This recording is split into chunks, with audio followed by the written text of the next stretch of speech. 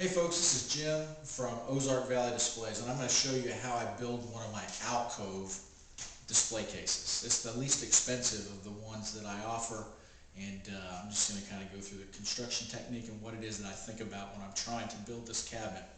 Okay, if you look right here, I've got two pieces of ash wood. This ash came to me rough.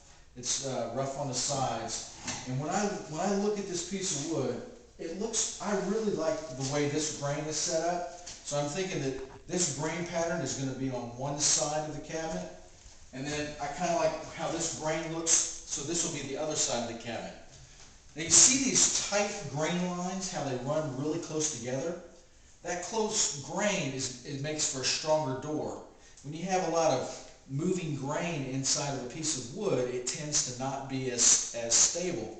So what I'm going to try to do is get some of this close grained wood and turn it into my stiles, which is long pieces of the door, and the cross pieces, which are called the rails. So if I'm cutting this piece of wood, I'm thinking, okay, here's some straight that I want, and my doors are typically 2 1/4 inches wide. So I'm going to try to rip that off, and then I want to get a really nice look at the side here, and that side's 5 1/2 inches wide.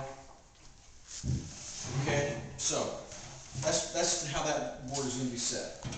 Now if you look at this one here, these are going to be my top and bottom caps, and it really doesn't matter what the figure looks like because you don't even see those. You know, that's up and below. So typically I'll just go ahead and cut the piece at 24 inches, and I'll cut me another piece here at 24 inches, and that is sort of the way I set out to start the alcove.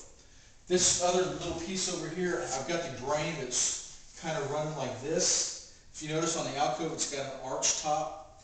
So as this grain pattern goes like this, I think I'm going to cut that out. And that's going to be the long rail for the door on the alcove, or the face frame, depending on, you know, if I make it with a door that's got a window, or whether or not I just make it with a face frame where it's open, where you can put your guitar in and out. Okay, thanks. I'm going to go ahead and prepare this wood, and I'll be back to show you what it looks like prior to assembly.